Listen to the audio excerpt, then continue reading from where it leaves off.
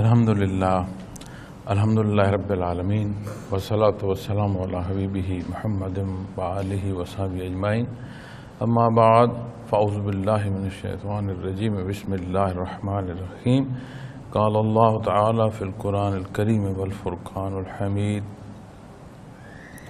سبح للہ ما فی السماوات والارض وهو العزیز الحکیم لہ ملک السماوات والارض یحیی و یمیت وهو علی کل شیء قدیر هو الاول والآخر والظاہر والباطن وهو بكل شیء علیم اللہم سبحانک لا علم لنا الا ما علمتنا انک انت العلیم الحکیم مولایا صلی وسلم دائما ابدا علی حبیبک من زانت بہ الرسل. معزز سامعین کرام السلام علیکم ورحمۃ اللہ. الحمدللہ آج کا ہمارا جو تربیتی یہ وقت ہے اس میں ہم مراقبات میں دوار ثلاثہ سے آگے کی بات یا اگلے سبق پر پہنچے ہیں. مقام اقربیت پر دوار ثلاثہ کا سبق کرایا جاتا ہے جنہیں دائرہ محبت بھی کہتے ہیں, دوار ثلاثہ بھی کہتے ہیں. اور جب یہ تیسرا دائرہ کر لیا جاتا ہے اور اس میں سالک کو تسبیح جو ہے وہ کرائی جاتی ہے کہ سالک زبانی بھی کرتا ہے, دل سے بھی کرتا ہے, روحانی طور پہ بھی پڑھتا ہے. اور ایک صورت میں نے عرض کی تھی پچھلے کسی تربیتی جو ہمارا یہ وقت ہے اس میں کسی لطائف میں بات کرتے ہوئے یا مراقبات میں بلکہ مراقبات میں بات کرتے ہوئے یہ بات عرض کی تھی کہ جب تسبیح سالک کرتا ہے تو اللہ جل شانہ قبول فرمائیں اور یہ کیفیت عطا فرمائیں کہ جہاں سالک وہ تسبیح بیٹھا کر رہا ہوتا ہے یا پڑھ رہا ہوتا ہے آہستہ آہستہ گرد و پیش ہر شے اس تسبیح میں شامل ہونا شروع ہو جاتی. کتنی دیر بیٹھا, کہاں تک وہ وسعت اس میں پیدا ہوتی چلی گئی, اللہ کریم بہتر جانتے ہیں. مختلف حال ہیں, ہر ایک کا حال اپنا ہے, ہر ایک پر اللہ کی عطا اپنی ہے.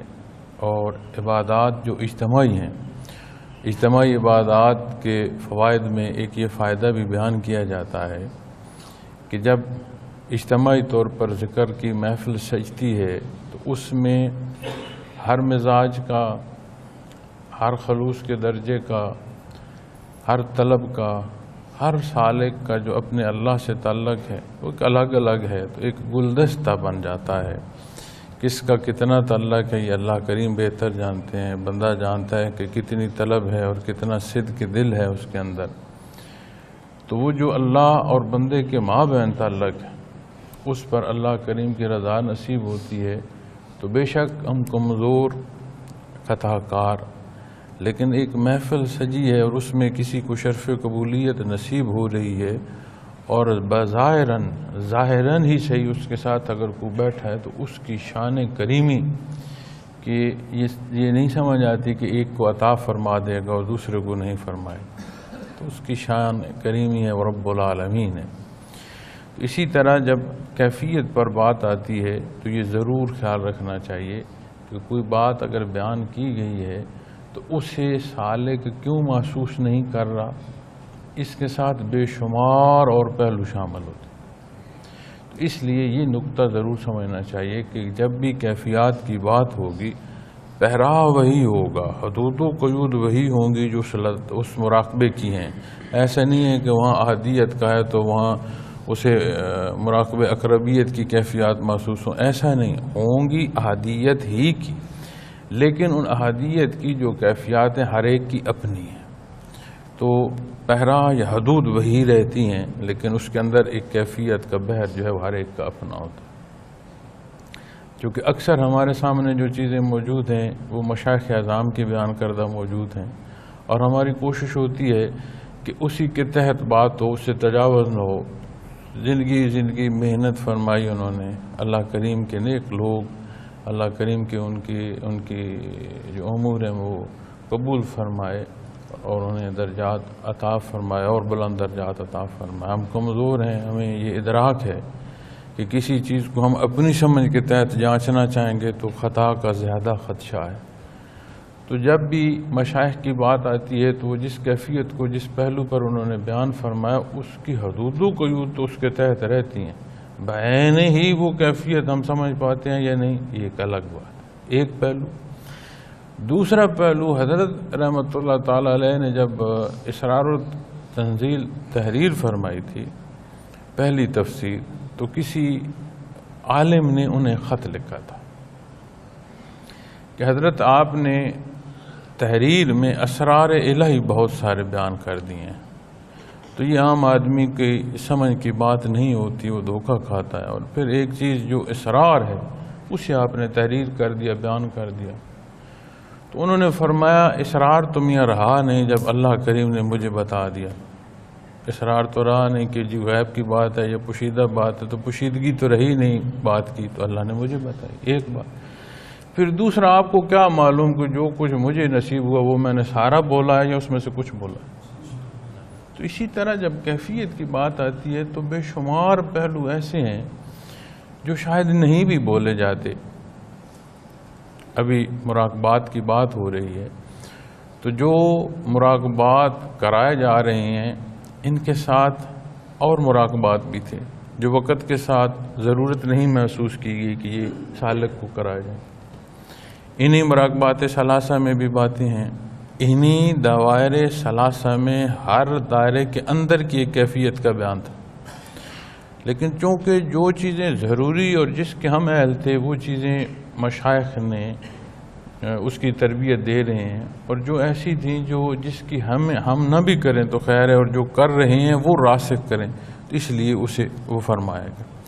ورنہ تو سالک کو اس کیفیت سے بھی آشنا کرایا جاتا ہے جو جس پر بات آتی ہے سارے عمل کے آ کر جس پر آ کر نہ نقطہ آتا ہے نا اختتام کا، موت کا، مراقبہ موتو کرایا جاتا ہے، رؤیت اشکال کرائی جاتی ہے، مختلف مراقبات تھے جو شروع میں کرائے گئے، لیکن پھر بڑے حضرت نے ہی انہیں روک دیا تھا۔ پھر حضرت جی نے تو یہ جو مشاہدہ اور کشف کے پہلو ہیں ان کو اور سختی سے روک دیا، چونکہ یہ بہت بڑا امتحان ہوتا ہے، اور دو پہلو سے امتحان ہوتا ہے۔ ایک پہلو تو بندے کو سمجھنے میں کہیں ٹھوکر لگ گئی تو وہ سمجھ بیٹھا وہ بات جو تجاوز ہے، تو کہیں ایسا نہ ہو کہ وہ ایمان سے ہی چلا جائے۔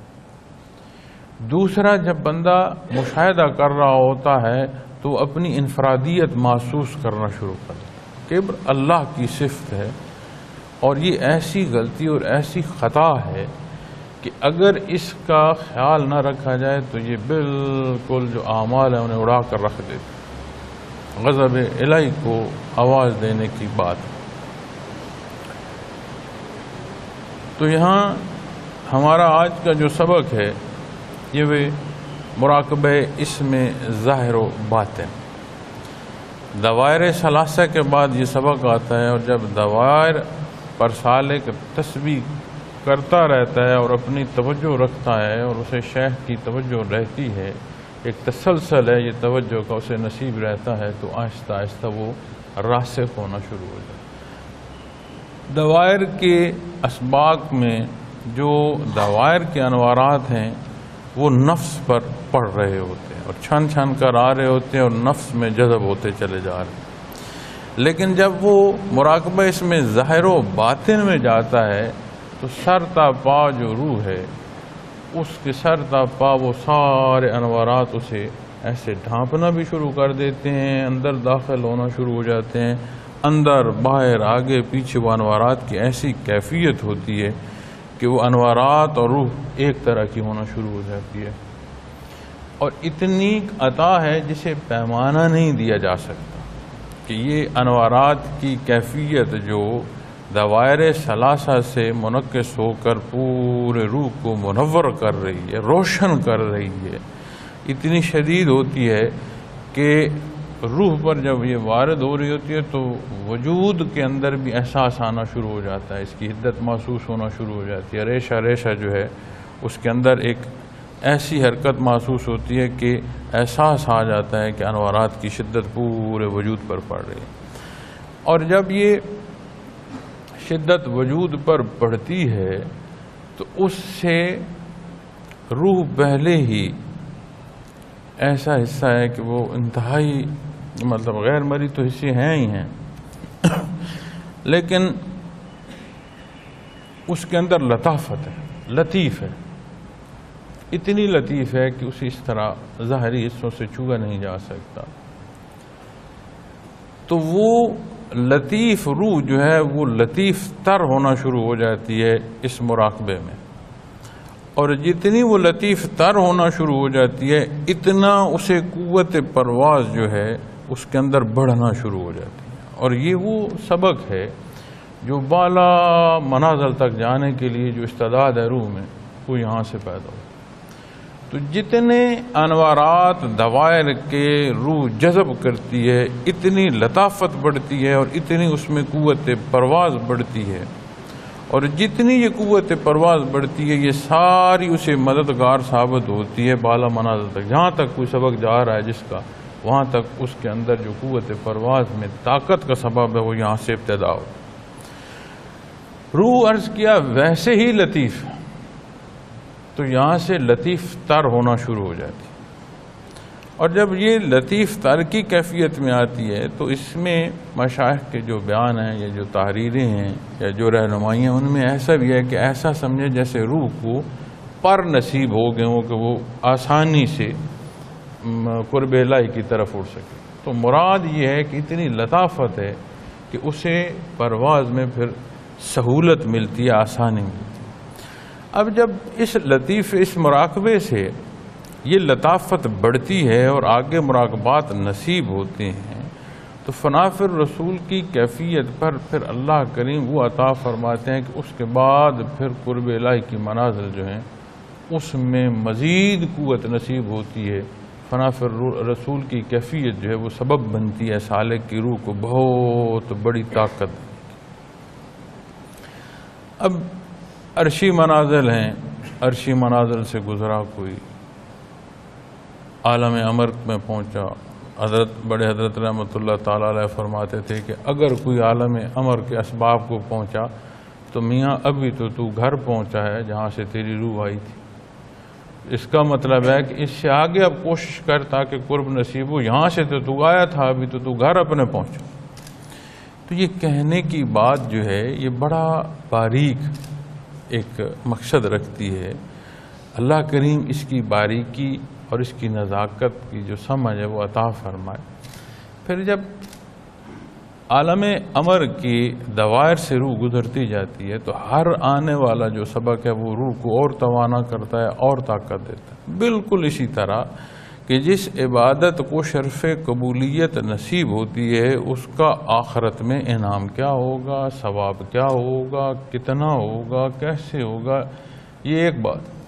لیکن دنیا میں جو اس کا موقع پر اجر نصیب ہوتا ہے وہ یہ ہوتا ہے کہ مزید اتباع کی صورت نصیب ہوتی ہے، مزید دین اسلام پر عمل پیرا ہونے کی جو کیفیت ہے یا صورت ہے وہ انسان کو نصیب ہونا شروع ہو جاتی ہے۔ اسی طرح جب روح مراقبات میں سے گزرتی جاتی ہے تو اس کے اندر اور قوت پیدا ہونا شروع ہو جاتی ہے، اور نیچے جتنی بنیادی حصے ہیں، لطائف ہیں، شروع کے مراقبات ہیں، یہ بنیادیں اور مضبوط ہونا شروع ہو جاتی ہیں، چونکہ بلند عمارت کے لیے مضبوط بنیاد ضروری ہے۔ تو لطائف تک واپس قلب تک جو ہے اس کا راسخ ہونا اور مضبوط ہونا شروع ہو جاتا ہے۔ ایک تو یہاں سے ہے نا جی کہ بندہ بنیاد کو مضبوط لے کر اٹھا، پھر جب ان اسباق اور بالا منازل کی بات آتی ہے تو واپس ایک ایک حصے تک یہ تقویت کا سبب بنتے ہیں۔ لیکن شرط ہے کہ اپنے معمولات جو ہیں وہ اختیار کیے جائیں اور خالص اللہ کی رضا کے لیے کیے جائیں۔ یہ نہیں ہے کہ اجتماع ہے تو کسی نے کسی کے سامنے روبرو بیٹھ گئے تو کرنا پڑ گیا، پھنس گئے تو کرنا پڑ نہیں۔ اپنے جو زندگی کے ذاتی معمولات ہیں، دیکھیں ہم سمجھتے ہیں کہ کھانا ضروری ہے، پینا ضروری ہے، سونا ضروری ہے، اہل خانہ کی ضروریات پوری کرنا ضروری ہے، بچوں کی ضروریات پوری کرنا ضروری ہے، گھر کو تحفظ دینا ضروری ہے۔ ان سب کو یہ ضروری سمجھا جاتا ہے۔ تو یہ عوارضات اس فانی جہان کے ہیں، جب یہ فانی جہان کی حیات ختم ہوگی تو یہ باتیں ختم ہو جائیں گی۔ اسی میں اپنی پسند سے، اپنی چاہت سے جب ہم اللہ کے قرب کی جو محنت ہے اسے اس سے بھی ساتھ جوڑ لیں گے تو اس کا جو جوڑ ہے یا جو اس کیفیت کا سنگ ہے، یہ فانی جہان کے ساتھ فانی حصوں میں نہیں چلا جائے گا، یہ لحد میں اتر جائے گا۔ روز محشر ساتھ ہو، پل صراط پر سے گزرتے ہوئے اس کی روشنی اور اس کے نور جو ہیں وہ ساتھ ہوں گے، چونکہ یہ وہ کیفیات ہیں جن کا تسلسل قلب اثر محمد رسول اللہ صلی اللہ علیہ وسلم سے چل رہا ہے۔ اب یہاں ایک نقطہ آتا ہے جس میں علماء ظواہر پر یہ بات ان کی طرف سے آ سکتی ہے، یا کسی کے اندر سوال اٹھ سکتا ہے کہ جی جو نماز روزہ کر رہا ہے اور فرائض ادا کر رہا ہے، معمولات کا خیال کر رہا ہے، تو کیا پھر وہ ذکر نہیں کر رہا تو بخشش نہیں؟ ایسی نہیں بات یہ ہے کہ اللہ کریم توفیق عمل عطا فرمائیں، ایمان صالح ہو، معاملات صالح ہوں، عبادات سے معاملات تک ایک ایک پہلو کا خیال رکھا جائے، اللہ کریم انہیں شرف قبولیت عطا فرما دیں، اور دنیا سے بندہ گزرے اللہ کرم اور احسان فرما دیں کہ اسے بخش دیں۔ اس کی بخشش کا سبب ہے یہ فرائض کی ادائیگی، دین اسلام پر جو عمل پیرا۔ اب جب بات کیفیات کی آتی ہے تو کیفیات ایسا نہیں ہے کہ کیفیات قلبی جو عمل ظاہر ہے اس سے روکتی ہے، عمل ظاہر کے اختیار کرنے میں اور محبت اور شوق بھی دیتی ہے، اور اخلاص سے خلوص بڑھنا شروع ہو جاتا ہے۔ تو یہ جو کیفیات کا تسلسل ہے یہ اللہ کریم قبول فرمائیں اور کرم اور احسان فرمائیں، چونکہ اس کے کرم اور احسان کے بغیر کوئی چارہ نہیں ہے کہ وہ کہے کہ میں اپنی عبادات سے بخشش لے لوں گا، ایسی نہیں بات۔ شکرانے سے کوئی نہیں نکل سکتا تو وہ یہ بات کہاں کرے کہ میں نے جو ہے اپنی نجات کا سبب کر لیا، پہلے تو شکرانہ پورا کر، تو شکرانہ بھی تا حیات پورا نہیں ہو سکتا۔ تو جب وہاں بات آتی ہے تو بخشش تو ہے، پھر اللہ کے مزید قرب کا سبب بنتا ہے، اور یہ بات اور یہ نازک پہلو سمجھ آ جائے کہ یہ امتحان گاہ ہے ہی یہ کہ یہیں سے اللہ کے قرب کے سبب ہونے ہیں، تو پھر کوئی پہلو ایسا جو اور اللہ کے قریب کرتا وہ اور جو وہ لگتا ہے کہ وہ ضروری اور اہم ہے۔ تو جب بات یہاں آتی ہے تو یہ کیفیات اگر برزخ میں بات قرب الہی کی منازل کی یا آخرت میں آئے گی تو اس کے لیے یہ کیفیات قلبی ضروری۔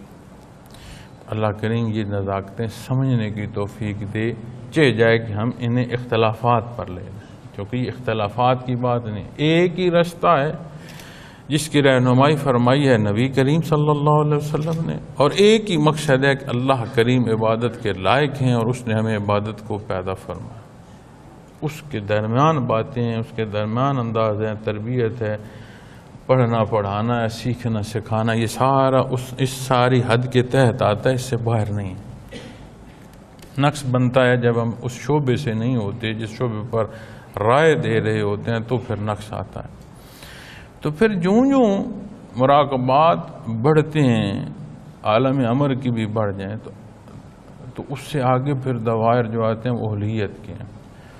الوہیت کے دوائر تک آپ جب جاتے ہیں تو ہر سبق کے ساتھ روح کے اندر اور قوت بڑھتی ہے۔ جیسے میں نے عرض کیا لطیف ہے، لطیف تر ہو جاتی ہے۔ یہ تر کی کیفیت جب دوائر الوہیت سے اگلے سبق پر کوئی سالک پہنچے جو صدیوں میں کوئی شاید پہنچے، شمار یہ انگلیاں زیادہ ہیں میری ہاتھ کی، کیونکہ کوئی بھی پیمانہ جو آئے گا وہ خیر القرون کے بعد آئے گا۔ خیر القرون کی جو ہستیاں ہیں وہ اس پیمانے پر نہیں آئے، چونکہ جو معیت محمد رسول اللہ صلی اللہ علیہ وسلم ہے، جہاں ساری حیات لگا کر محنت کر کوئی سالک نہیں پہنچ سکتا، وہاں وہ ایک نظر جو ہے وہ اس سے آگے اس درجے پر پہنچا دیتی ہے کہ سارے جہان کی عمریں لگا دو تو وہ مقامات جو ایمان کے ہیں وہ حاصل نہیں ہو سکتے۔ یہ اللہ کا کرم، خاص کرم اور احسان ہے کہ جنہیں نبی کریم صلی اللہ علیہ وسلم کی معیت اس طرح روبرو نصیب ہوئی، اس کا احسان اللہ کریم کے مقرب بندے چنے ہوئی ہستی۔ تو جب ان دوائر الوہیت سے روح یا اسباق آگے گزرتے ہیں تو پھر ایسی صورت ہو جاتی ہے کہ روح اتنی لطیف ہو جاتی ہے کہ لطیف ترین بھی کہہ دیا جائے تو غلط نہ ہوگا، چونکہ پھر عمومی سالک کی جو روح ہے وہ اس روح کو بھی اسی طرح نہیں دیکھ سکتی جیسے ہم اس روح کو نہیں دیکھ پاتے ظاہری آنکھوں۔ تو پھر کتنی اس کے اندر قوت پرواز بڑھے گی. یہ پیمانہ نہیں ہے کہ کسی طرح یہ جانچا جا سکے. تو یہ وہ چیزیں ہیں جن میں اللہ کریم توفیق دے اور بندہ محنت کر کے ان چیزوں کو پائے اللہ کے احسان سے. اور اللہ کریم توفیق دے کہ اس دارالابتلاء سے اس کے کرم اور اس کے احسان کے صدقے ان چیزوں کے ساتھ بندہ اللہ میں اتر جائے. ارشاد ہوا سبح للہ ما فی السماوات والارض، جو مخلوق آسمانوں اور زمین میں ہے سب اللہ کی پاکی بیان کرتے. جو حصے عالم خلق سے باہر ہیں عبادات الہی، نہ صرف ان کی ضرورت ہے، آپ سمجھ لیں کہ ان کی خوراک بھی یہی ہے اور ان کے احکام کی پابندی اور بقا کا جو ثبوت ہے وہ بھی یہی ہے کہ وہ اللہ کی عبادت میں محو ہے. جب اس عالم خلق میں آتے ہیں تو اس عالم خلق میں جنوں انس دو قسم کی مخلوق ہے جو مکلف ہے، جنہیں اللہ کریم نے یہ چوائس دی ہے کہ وہ کس پہلو کو اختیار کرتے ہیں. اللہ کی پسند میں اپنی پسند کو ڈھالتے ہیں یا اپنی مرضی کو جو ہے وہ جوش دیتے ہیں. اس کے علاوہ جتنی مخلوق ہے وہ ہر لمحے اللہ کی تسبیح بیان کرتی ہے. علماء تحریر فرماتے ہیں کہ کسی چرند پرند میں سے بھی، کسی درخت میں سے بھی کسی کو موت واقع ہوتی ہے تو اس کا پہلا سبب جو ہوتا ہے وہ یہ ہوتا ہے کہ اس کی تسبیح میں انقطاع آتا ہے، اس کی زندگی ختم ہو جاتی ہے. یہ ایک الگ بحث ہے کہ کس کو کتنی عمر اور کتنی استطاعت اور کتنا موقع اللہ نے دیا، یہ ایک الگ بات ہے. لیکن جب اس کی زندگی ختم ہو رہی ہوتی ہے، آپ کسی پرندے کو ہی دیکھ لیں کہ ہم دیکھتے ہیں کہ وہ بیمار ہو کر مر رہا ہے، تو جب اس کی سانس ٹوٹنے کی باری آتی ہے تو پہلے اللہ کا ذکر چھوٹتا ہے تو پھر موت وارد ہے. بقا نہیں ہے اللہ کے ذکر کے بعد. یہ دو حصے ہیں مخلوق کے جنوں انس کو جنہیں اللہ رب العالمین نے یہ کیفیت یا یہ صورت دی ہے کہ تم جو چاہو گے اس رستے کو اختیار کرو. اور اس کیفیت کے لیے ہم دعائیں کراتے ہیں. آپ دعا کریں میں نماز پڑھ لوں، آپ دعا کریں میں روزہ رکھ لوں، آپ دعا کریں میں ذکر کر لوں. عزیز امتحان ہی تو یہی ہے. اب بات آپ کہو کہ امتحان از خود حل ہو جائے، میں امتحان گاہ میں ہوں اور جو میرا پرچہ ہے وہ از خود ہی حل ہو جائے، تو پھر اور امتحان کیا ہے؟ تو جب یہ حصہ آئے گا تو جو مخلوق، اب کتنی مخلوق ہے، کتنی قسم کی ہے، نام عدد پر بات کر سکتے ہیں، نام اقسام پر بات کر سکتے ہیں. ہماری جو علم کی حد ہے اس سے باہر ہے.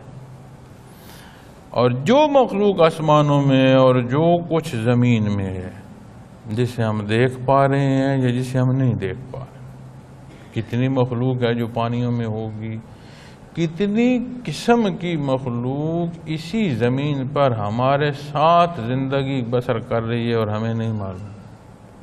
جہان ہے، ہر مخلوق ایک اپنا جہان ہے. اب ایک مچھر کو دیکھ لیں، اس مچھر کی زندگی کو گھنٹوں میں ہے اس کی زندگی، لیکن ان گھنٹوں میں اس کی پیدائش بھی ہے، اس کی افزائش کے سارے حصے بھی ہیں، اس کی خوراک کا نظام بھی ہے، اس کا ایک جہان ہے جس میں اس نے اڑنا بھی ہے، بیٹھنا چلنا اڑنے کی قوتیں بھی پاتا ہے، آگے اپنی نسل کے تسلسل کا سبب بھی کرتا ہے اور فنا بھی ہو جاتا ہے.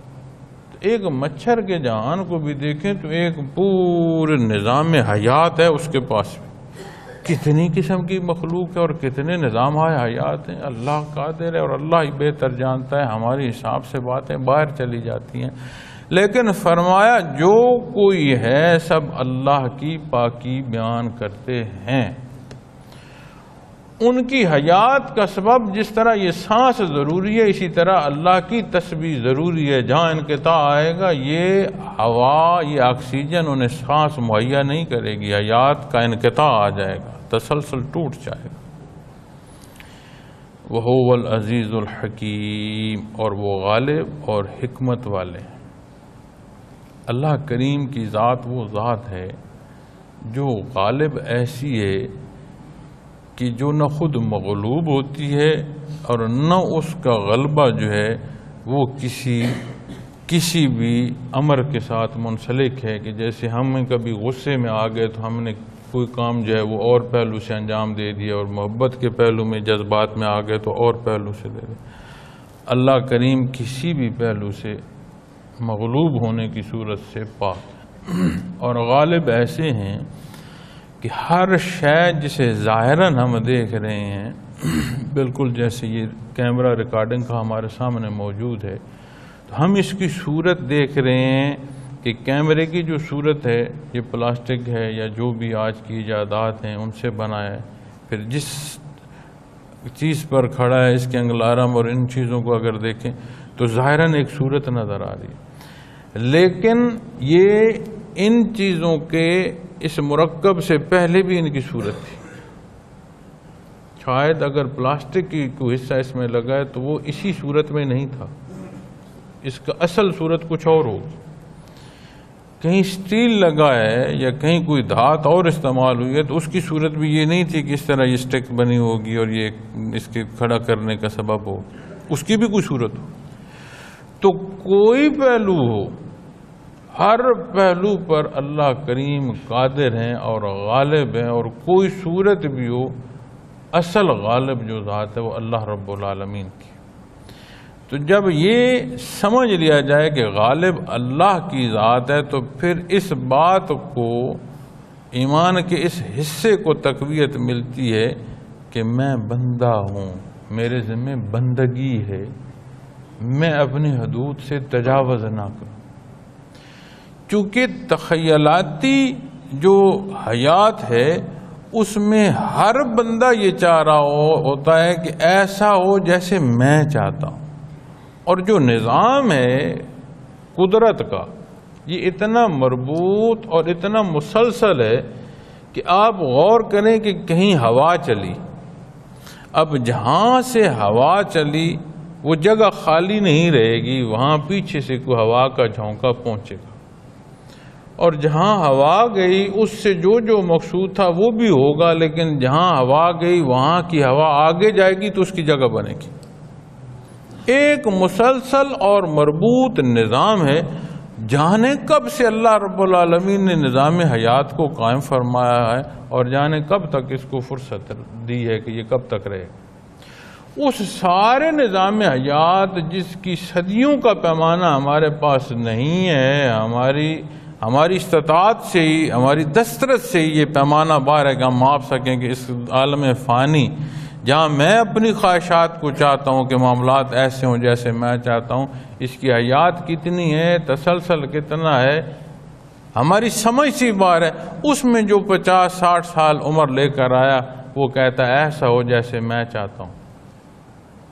نہ تیری سمجھ اتنی، نہ تیری استطاعت اتنی، نہ تو مالک، نہ تیرا چاہنا کہ جسے تو حتمی شکل دے دے۔ کتنے معاملات پیش آتے ہیں ہماری زندگی میں کہ ہم چاہتے ہیں کہ ایسا ہو، اور جب ویسا اگر ہو بھی جائے تو بعد میں سمجھ آتی ہے کہ یہ تو میں نے نقصان کیا ہے اپنا، ایسا نہ کرتا تو یہ نقصان نہ ہوتا، بعد میں جا کر اس کے لیے پہلے جو کوشش کر رہے ہیں وہ یہ تھی کہ کوئی امر جیسے میں چاہ رہا ہوں ایسے ہو تو مجھے فائدہ ہے۔ جب وہ امر ویسے ظہور ہو گیا، اتفاقاً ہو گیا، اللہ مہربانی فرما دی، کوئی سبب بھی جس پہلو کو آپ لے لیں ہوتا تو وہی ہے جو اللہ کو منظور ہے، اس سے باہر تو نہیں ہو سکتا۔ لیکن ہم پھر کہتے ہیں کہ میں تو غلطی پر تھا، ایسے نہیں ویسے ہوتا۔ اور یہ جو کارگاہ حیات اور یہ اللہ کریم کا نظام ہے، اس میں ضرورت ہے کہ میں اور آپ کہیں کہ نہیں یہ امر ایسے نہیں، ایسے ہو، وہاں بارش نہ ہو، یہاں بارش ہو، ایسی صحت نہ ہو، ویسی صحت ہو، یہ بیماری نہ ہو، وہ بیماری نہ ہو۔ ہم تو اپنی لاد میں اتر جائیں گے، اپنی ضروریات جو ہیں ان سے متعلق جو کچھ جاننا ہے وہ بھی پورا نہ جان پائیں تو ہم لاد میں اتر جائیں۔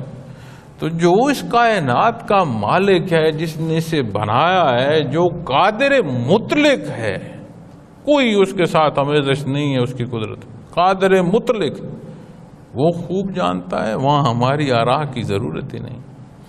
وہاں جب آراء دی جاتی ہیں تو اس کا اثر ذات پر آتا ہے، اور ہم یہ سمجھتے ہیں کہ ایسا ہو، اور ویسا جب نہیں ہوتا تو پھر دل ٹوٹتا ہے، پھر کہتے ہیں کہ آج کا مسلمان جو ہے یہ ڈپریشن کا مریض ہے۔ مسلمان تو ہے وہ جو من و ان مان لے اللہ کی بات، اور جب کہتے ہیں ڈپریس ہو گیا، کیوں ڈپریس ہو گیا؟ جی فلاں مسئلہ بنا تھا۔ تو اگر اس کا ایمان ہے کہ جو کچھ ہے اللہ کی طرف سے ہے، تو پھر اس کا اور میرا مسئلہ کیا ہے؟ تو بڑی سادہ سی بات ہے کہ جو کچھ ہے اللہ کی طرف سے ہے، اگر کوئی تنگی اور تکلیف ہے تو اس سے آسانی طلب کی جائے، اس کے حضور عرض کیا جائے، دعا مانگی جائے، آسانی مانگی جائے۔ کامیابی ہے تو کامیابی پہ اس کا شکرانہ ادا کیا جائے۔ اب جب عملی طور پر بندہ دین سے دور ہوتا ہے تو یہ صورت بدل جاتی ہے اور الٹ جاتی ہے۔ کوئی کامیابی ہو تو تدبیر، ناکامی ہو تو تقدیر۔ کامیابی تدبیر کہ میں نے بڑی تدبیر کی، بڑی عقل لڑائی، میں نے بڑی سمجھداری کی بات کی، یہ کامیابی کے پہلو میں سوچا جاتا ہے۔ اور عطا اللہ فرما رہا ہوتا ہے، جتنے اہل ہم ہیں ہمیں پتہ ہے کہ کتنے کی اہلیت ہمارے۔ اور نقصانات جو ہیں، جب ان نقصانات کی بات آتی ہے تو ان نقصانات میں کثیر تعداد میں سبب ہمارے اپنا عمل ہوتا ہے۔ اب کسی سے تلخ بات کریں تو آپ کے گلے نہیں پڑے گا، تو آپ کو کیا وہ محبتوں کے ہار گلے میں ڈالے گا؟ تو جو انداز کلام تھا جواب اسی طرح آیا، تو اسی طرح کوئی عمل کریں گے کمزور یا غلط کریں گے تو نتائج بھی تو اسی طرح کا آئیں گے۔ اور اللہ کریم کی ذات حکیم ہے، حکمت والے۔ ہمارے سامنے جو امور ہیں یہ ایک پہلو کو ہم دیکھتے ہیں، اور قدرت کے امور جو ہیں یہ تکوینی ہوتے ہیں۔ جیسے سورہ بقرہ میں ہے کہ بنی اسرائیل نے بے شمار سوال کیے بیل کے حوالے سے، رنگ کیسا ہو، عمر کیسا ہو، اوصاف کیسے ہوں۔ بات تو اتنی ساری تھی نا کہ بیل کو ذبح کرو، اور وہ گوشت کا ٹکڑا اس مردے کو لگا، وہ اٹھ کر تمہیں حقائق بول دے گا کہ واقعہ کیا۔ بات تو اتنی ساری تھی، نہ کرنے کی وجہ سے، ہیلے بہانوں کی وجہ سے وہ سوالات کرتے گئے۔ اب جب بندہ ان کے سوالات کو پڑھ رہا ہوتا ہے تو یہ گمان آتا ہے کہ یہ کتنی زیادتی کر رہے ہیں۔ اللہ کریم نے انہیں حکم فرمایا، اور انہی کا مسئلہ ہے، اسی کے حل کے لیے فرمایا، اور انہی کا سوال تھا کہ یہ کیوں اور کیسے ہوا، تو یہ غلط کر رہے ہیں۔ اب انہوں نے جو کیا وہ ان کو ایک تنگ گلی میں لاتا گیا کہ آخر جس صفات کی بات وہ کر رہے تھے ان ساری صفات اور اس رنگ و عمر کا واحد ایک بیل بچا۔ پہلے کوئی بھی ذبح کر دیتے، چونکہ بات تو بیل کے ذبح کرنے کی تھی، تو سوالات کرتے گئے وہ بات تنگی پر آتی آخر ایک جانور پر آ کر ہوگی، اس جیسا پھر شرائط کا پورا اترنے والا اور جانور کوئی نہیں۔ اور جب اسے خریدنا پڑا تو پھر اسے اس طرح خریدنا پڑا، علماء فرماتے ہیں کہ اس کی پوری کھال میں جتنی دولت آتی ہے، اس کے اندر وہ جو بھی قیمت تھی اس وقت کی، اس کھال کے اس کے اندر جتنی آتی تھی اس پورے وزن میں اتنی ادا کرنی پڑی۔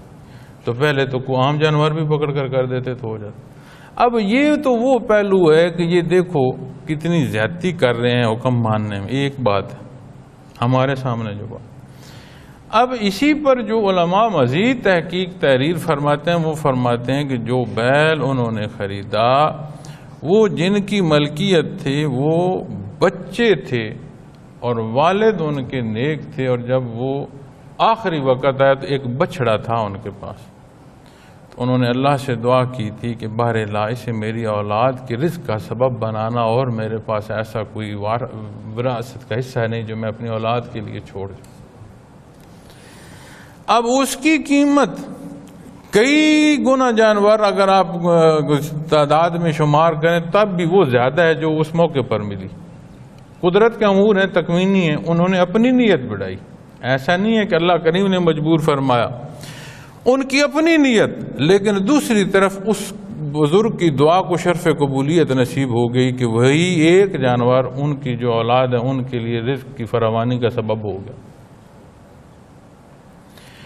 تو جب بات حکمت کی آتی ہے تو بے شمار ایسے پہلو ہیں جن کو تو ہم سمجھ ہی نہیں سکتے، اور اللہ کریم نے ہمارے لیے کرم اور احسان فرما رکھے ہوتے۔ بس وسع کی ضرورت ہے، اعتبار کی ضرورت ہے، توکل علی اللہ کی جو ضرورت ہے یہ ہے کہ اللہ کریم کی ذات پر توکل کی صورت یہ ہو کہ کیا حکم ہے اور کیا فرمایا گیا، اس سے نہ کوئی آگے مجھے غرض ہے نہ اس سے کوئی پیچھے غرض ہے، یہ دنیا کی زندگی بھی سہل ہو جاتی ہے۔ اور جب دنیا کی لالچ میں کلام ذاتی بھی تلاوت کیا جاتا ہے تو روز محشر قابل گرفت ہوگی بات۔ نوچ نوچ کر منہ کھانے والوں پر جب سوال آیا کہ نبی کریم صلی اللہ علیہ وسلم نے حضرت جبرائیل امین سے جب یہ پوچھا کہ یہ نوچ نوچ کر منہ جو کھا رہے ہیں یہ کون ہے اور یہ کیا ہیں، تو وہاں باتیں جو دین بیان دنیا کے لیے کر رہے ہوں گے شب معراج کے واقعات میں، کہ جو دین کی بیان ہے، مفہوم عرض کر رہا ہوں، اگر اسے دنیا کے لیے کیا جا رہا ہے تو ایسے ہی جیسے اپنی زبان اپنا بیان اپنے چہرے نوچ نوچ کر کو کھا رہا ہو، پیٹ پال رہا ہو، یہ کیسی صورت ہو؟ بیان تو دین کر رہا، کالا کالا رسول اللہ صلی اللہ علیہ وسلم کہہ رہا، خانہ خدا میں بیٹھے، منبر رسول پر بیٹھے، لیکن اس سارے کا انحصار اس نیت پر ہوگا جس نیت پر یہ عمل کر رہا ہے۔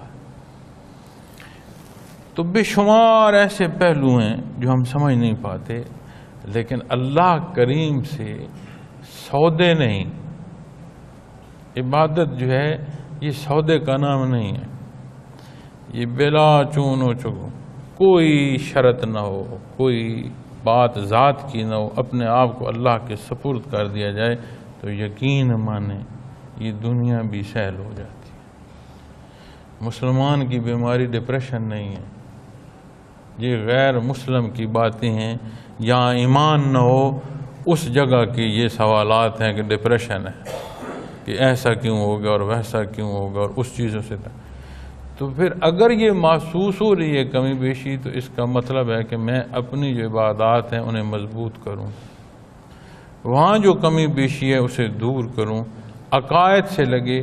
اور ذکر ایسی کیفیت ہے، آپ یقین مانیں، یہ عقائد کو بھی مضبوطی دیتی ہے اور معاملات کی بھی تصحیح کرتی ہے۔ اور یہ تجربے میں آیا ہے، اب کسی کافر کو علاج کے لیے اللہ بتا دیے نا کہ علاج ہے تمہاری تکالیف جو ہیں، جو تمہیں ذہنی پریشانیاں، اس طرح کر کے اللہ کرو۔ اب دیکھو تسلسل جو دین کا ہے، سب سے پہلے عقائد آتے ہیں، عقائد راسخ اور مضبوط ہو اور ان کی مضبوطی عبادات پر آتی ہے، اس کا حصہ عبادات میں نصیب ہوتا ہے، اور عبادات خالص ہونے، شرف قبولیت نصیب ہو تو معاملات صالح ہوتے ہیں، معاملات میں پھر بندہ غلطی اور خطا نہیں کرتا، کہیں کمی بیشی ہو تو تڑپ اور تکلیف محسوس کرتا ہے، اللہ سے معافی طلب کرتا ہے، لیکن اس طرف نہیں جاتا۔ اللہ کریم کی یاد ایسا حصہ ہے کہ یہ واپس عقائد کے اندر بھی مضبوطی عطا فرماتا ہے اور عبادات اور معاملات کے اندر بھی جو ہے وہ خالص نیت عطا ہونے کا سبب بنتا ہے۔ اس کو ذاتی طور پر تجربہ کیا ہے، سنی سنائی باتیں نہیں کر رہا۔ ایسا ہوا کہ کافر، مطلق کافر، اس نے تکلیف دنیا اور بیماری جو دنیا کے حالات کی ہے اس کو دوری کے لیے اللہ اختیار کیا، اللہ کا نام لیتا رہا، پکارتا رہا، آخر کلمہ پڑھ گیا۔ چونکہ نام اللہ کریم کا ذاتی ہے، جب اللہ کریم کی ذاتی نام کی پکار ہوتی ہے تو وہ اثر کرنا شروع ہو جاتا۔ تو ہمیں تو اللہ نے احسان فرمایا کہ ہمیں تو اللہ جل شانہ نے کلام ذاتی اور کیفیات قلبی کی یہ شناسائی دی کہ ہم تو باتیں قرب الہی کے منازل کی کر رہے ہیں۔ تو جب یہ حصے مضبوط ہوتے ہیں تو دنیا جو ہے دل کی ہے وہ بدل جاتی ہے، اس کا موسم اور ہو جاتا ہے، اس کا موسم دنیا مقصود نہیں کرتا۔ وہ دیکھ تو یہاں رہا ہے، جیسے میں اور آپ، ہماری آنکھیں چار ہیں، لیکن سامنے روز معاشر اور اخروی حیات ہوتی ہے۔ کلام آپ سے، سماعت آپ کی، محفل جہان فانی کی لیکن نظر آخرت پر، روبرو آخرت، روز محشر، ابدی حیات کے حصے. تو یہ کہنے کی باتیں ہیں، یہ نصیب ہو تو بہت بڑا اس کا احسان ہے. اللہ کریم توفیق بخشے، ہم کمزور ہیں، ہمارے حال پر رحم فرمائی رکھے. تو ایسے حکیم ہیں، حکمت والے ہیں. لہو ملک السماوات والارض، آسمانوں اور زمین کی بادشاہت اسی کی ہے. یہ وقتی باتیں ہوتی ہیں کہ کسی کو وقتی طور پر کوئی حصہ دیا جائے یا ذمہ داری دی جائے، چونکہ جو کچھ یہاں ہے یہ فانی جہان ہے. جب یہ جہان ہی فانی ہے تو اس جہان فانی میں کوئی ایک صورت دوام کی کیسے ہو سکتی ہے؟ عقلی طور پر بھی بات سمجھ نہیں آتی کہ ایک برف ہے، اس کی کوئی صورت بنا کر آپ ہاتھ میں پکڑ لیں، چاہے کتاب بنا کر ہاتھ میں پکڑ لیں اور دھوپ پر کھڑے ہو جائیں تو کہیں جی برف تو پگھلتی ہے، جو صورت میں نے بنائی ہے یہ صورت نہیں پگھلے گی. میاں جب برف ہی نہیں رہے گی تیری بنائی ہوئی صورت کہاں رہے گی؟ تو یہ جہان ہے ہی فانی. تو اس میں خواہشات میں کسی چیز یا کسی حصے کی کوئی صورت بنائیں گے تو وہ کیسے رہے گی جب اصل نہیں رہے گی؟ تو جو اصل نہیں ہے تو اس سے مزید آگے جو نقل ہے وہ کہاں رہے گی؟ تو جب یہ جہان ہی فانی ہے تو جو کچھ اس کے تحت خود بندہ تصوراتی جہان بنائے گا وہ تو پہلے اس کا وجود ہی نہیں ہے، اس کا تو پھر وجود ہے. بے شک وقت مقررہ کے لیے ہے لیکن ایک وجود تو ہے. تو جو کچھ تخیلاتی دنیا میں ہم بنا رہے ہیں وہ تو اس کی تو صورت بھی کوئی نہیں. تو جب یہ مان لیا جائے کہ آسمانوں اور زمین کی بادشاہت اسی کی ہے تو پھر ساتھ لا محالہ یہ بات سمجھ آتی ہے کہ میں کچھ بھی نہیں. اور یہ جو لفظ میں ہے یہ اتنا شدید ہے، اتنی بری بیماری ہے اور اتنی بڑا کینسر ہے یہ مزاج کا کہ سارے حصے جب صوفی پر بحث فرماتے ہیں نا، مشائخ بحث فرماتے ہیں، جو تحقیق تحریر کی گئی ہے، جو اعمال پر بات کی ہے. اب جو بندہ ذکر شروع کر دے یہ بات بحث میں نہیں آتی کہ وہ جی نماز نہیں پڑھتا ہو، ذاکر ہی تب ہے کہ اس کی نمازیں بھی پوری ہوگی. دین کے اصول و ضوابط عالم نہیں ہیں لیکن ضروریات زندگی سے متعلق احکامات الہی وہ جانتا ہوگا. اس لیے جانتا ہوگا کہ اسے معلوم ہے. دنیا کے کسی ملک میں جائیں، مجھے سفر کا موقع ملتا ہے، بے شمار ممالک میں جاتا ہوں تو وہاں یہ نہیں ہوتا کہ وہ کسی بھی قانون کی خلاف ورزی میں یہ چھوٹ دے دیں کہ جی آپ چونکہ یہاں مسافر آئے ہیں اور آپ کو معلوم نہیں ہے اس لیے چھوٹ ہے. جو وہاں جاتا ہے وہ اپنے ذمے لے کر ایک ایک چیز پوچھتا ہے کہ اگر میں نے گاڑی چلانی ہے تو اس کے اصول و ضوابط کیا ہیں، اور اگر کہیں میں نے جاب یا کاروبار کرنا ہے اس کی صورت کیا ہے، اور ان ایک ایک حصوں کو خود جاننے کی کوشش کرتا ہے اور جاننے کے بعد پھر ایک ایک کاغذ اور فائل کی تکمیل کے بعد اس عمر کے لیے جاتا ہے. تو ایسا تو نہیں ہوتا کہ تم آگے ہو تو تم ہو. تو جب بندہ اللہ کی محبت میں ڈھلنا شروع ہو جاتا ہے تو پھر وہ ڈھونڈتا ہے کہ میرا کوئی عمل ایسا نہ ہو جس سے میرا اللہ مجھ سے ناراض ہو جائے، میری کوئی بات ایسی نہ ہو جسے نبی کریم صلی اللہ علیہ وسلم نے ناپسند فرمایا، میں کوئی ایسا عمل نہ اختیار کروں. تو جب وہ اس ڈھونڈ میں نکلتا ہے تو پھر اس کا جواب قرآن و سنت ہے. تو وہ اپنی ضروریات زندگی میں کوئی پہلو پھر تشنا نہیں چھوڑتا، وہ ڈھونڈتا رہتا ہے، اپنی کمی بیشی کو جانچتا رہتا ہے.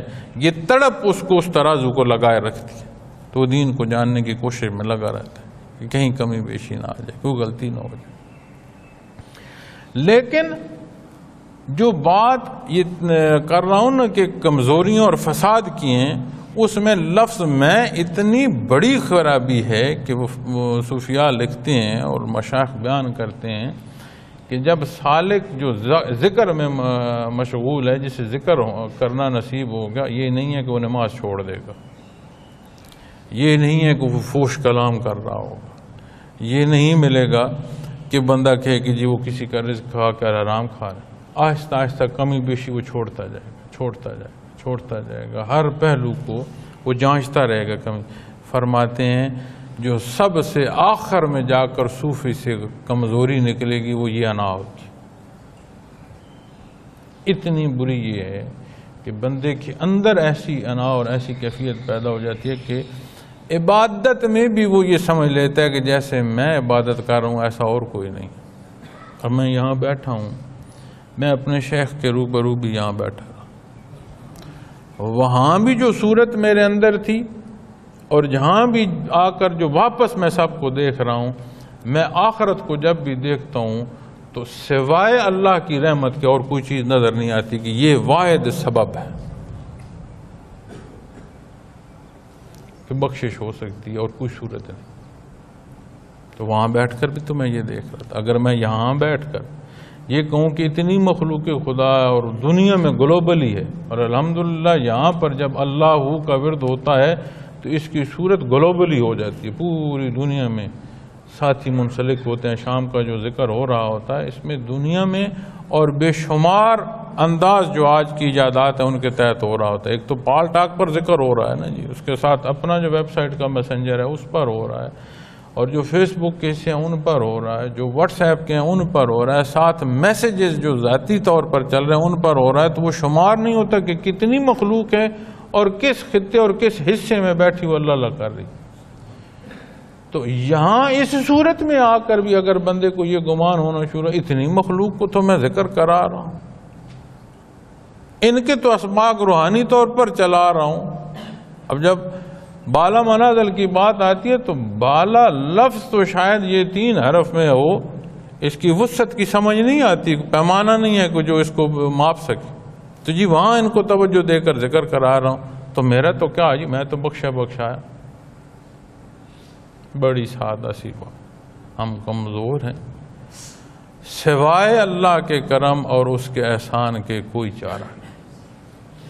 اور جب ذکر کرنا نصیب ہوتا ہے تو سوچ یہ نہیں ہوتی کہ آپ کو جی یا ساتھیوں کو ذکر کرا کر لے جا رہا ہوں، ہمیشہ یہ چیز ذہن میں ہوتی ہے کہ اس سالار اللہ کا شکر ہے میرا ذکر بھی ہو رہا ہے. اب یہ بڑے نازک سے معاملے ہیں. اب یہ جو بات میں نے آپ سے کی ہے میری ذاتی دل نہیں تھا کہ کروں کی بات سمجھانے کو ہے کہ یہ بڑے نازک پہلو ہیں.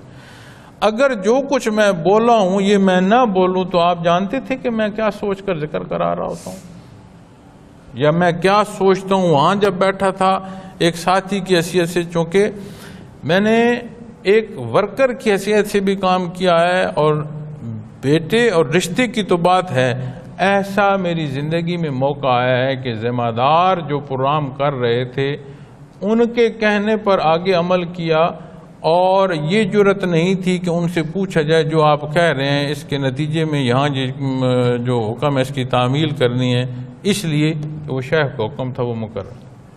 ذمہ داران کے درمیان بھی رہ کر کام کیا، پھر ذمہ داران کے اوپر ذمہ داری کی حیثیت پر رہ کر بھی کام کیا، اور آج ایک شیخ کی حیثیت سے واپس جو ہے ذمہ داریاں نبھانے کی بھی صورت سامنے.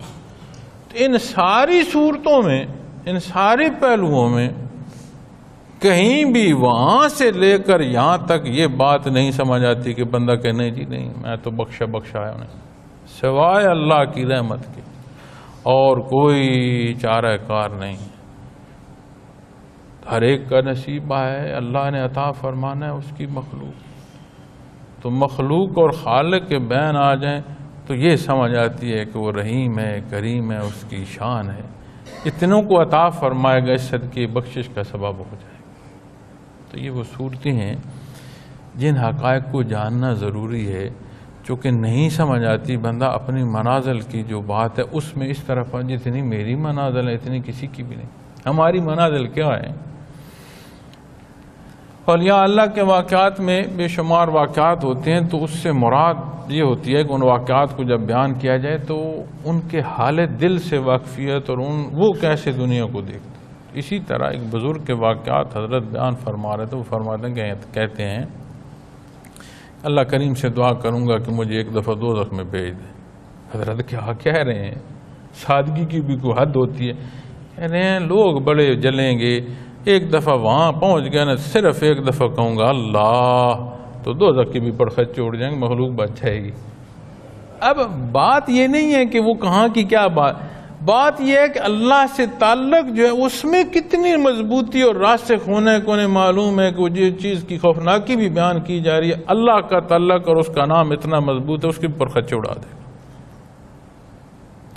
تو جب اپنی طرف ہم دیکھتے ہیں نا تو اپنے ورع تقوی میں، اپنی بزرگی میں، بزرگی جھاڑنے میں لگ جاتے ہیں کہ میں جی دیکھیں ایسا نہ کریں ویسا کریں، دل اس وقت دستک دے رہا ہوتا ہے میاں تجاوز کر رہے ہو، میاں اپنی انا بیان کر رہے ہو، اور جتنی انا بیان کی جائے یہ ایسا موذی پودا ہے، یہ ایسا موذی بیج ہے کہ اسے جتنا بیان کیا جائے جہاں یہ بھی کر رہا ہوں وہ بھی، یہ اور بڑھتا ہے اور توانا ہوتا ہے۔ جب فقط بات یہ ہو کہ آسمانوں اور زمین کی بادشاہی اس کی ہے تو پھر جو کچھ ہے وہ بھی تو اسی کا ہے، تو پھر میں کیا ہوں؟ میں کچھ بھی نہیں، جو کچھ ہے وہی ہے۔ اور بندہ اپنی طرف جب دیکھے تو سمجھے کہ میں کچھ بھی نہیں۔ تو آج کا جو پیریڈ ہے انشاءاللہ آدھا پھر کل بات کریں گے، چونکہ آدھا حصہ رہ گیا ہے، اللہ کریم کو منظور ہوا زندگی رہی تو انشاءاللہ اگلا حصہ کل عرض کروں گا۔ وآخر دعوانا الحمدللہ رب العالمین۔